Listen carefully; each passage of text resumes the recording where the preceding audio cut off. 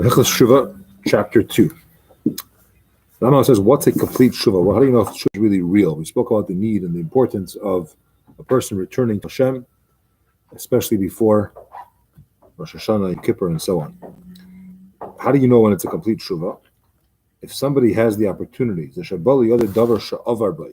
person has the thing that he transgressed with came his way again, and this time he could do it. He has the opportunity. He didn't do it because he has returned to Hashem. Not because he's afraid of doing it. Not because he's weak. All these reasons these are side reasons, but that's not why he's not doing it. He's not doing it because he has changed. He has returned to Hashem, and if Hashem doesn't want him to do it, he won't do it. Ketzad, he brings an example.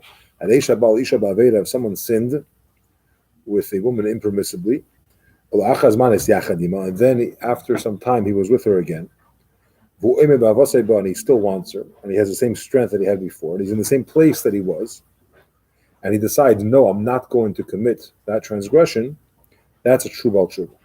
Because he could have, and he didn't. And this is what Shlomo Melech says, King Solomon, the wisest of all men, says, remember your Creator during your youth, because the true tshuva is when you still want to sin and you don't. Certain sins, and a person gets a certain stage in life, he doesn't care for them anymore.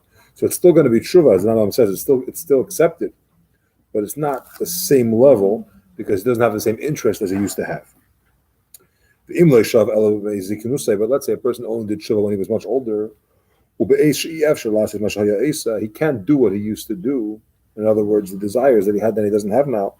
Even though it's not the highest level of tshuva, it does help.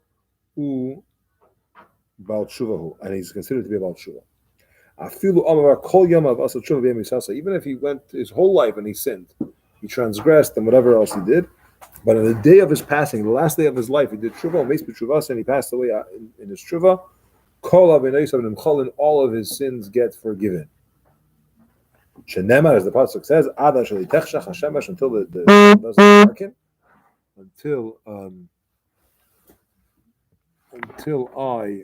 until the sun doesn't darken, and the clouds come back after the rain, which refers to the day of passing. Until that time, until that point, a person could still do tshuva. Here you see that if you remembered his Creator and he did tshuva before he passed away, it is forgiven. So that man was telling us two things.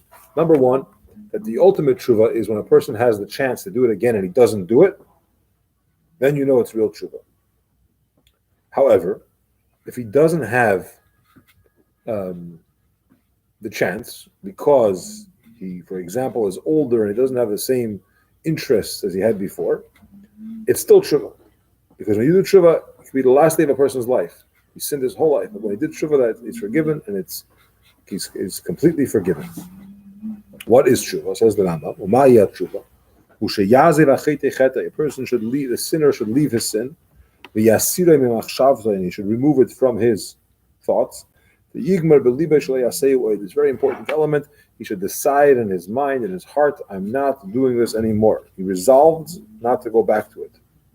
As the pasuk says, a wicked one should forsake his ways. He should regret what he transgressed. So he makes a decision, I'm never going back there. He regrets what he did. And the one who knows the inner workings, the one who knows the recesses of the person's heart, will say, bear witness on him. He's not going to go back to this sin ever. Not only does he have to regret, and Hashem knows that he really means it, but he also has to confess verbally. A person needs to tell Hashem, say it in davening, that I'm not going to do this avera anymore. Says the Rambam, Halacha Gimel. If anyone that does vidui with words, meaning he says, Ashamnu, Bagadnu, I regret, I did, and so on. But in his heart, he did not decide, actually, he's not sincere. You got to say it, so he says it. He has to say vidui, he says it. He doesn't mean it. In his heart, he's thinking, At some point, I may go back to this behavior. And he's a daimel, the table of Hasheretz biyado. This is analogous to a person who is going to the mikvah to purify himself from impurity, but in his hand he has a sheretz, an insect, which makes him impure. So it doesn't make sense. It's not a good tefillah. Until he throws away this insect. Similarly, he says, the one who acknowledges, admits his wrongdoing, and he lets go of what he did, he is the one that Hashem has compassion for. He needs to enumerate the sin. As we find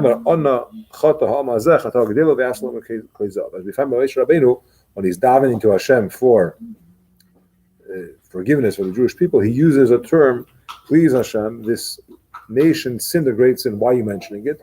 Because part of Teshuva is a person needs to enumerate and say that he has done these averos.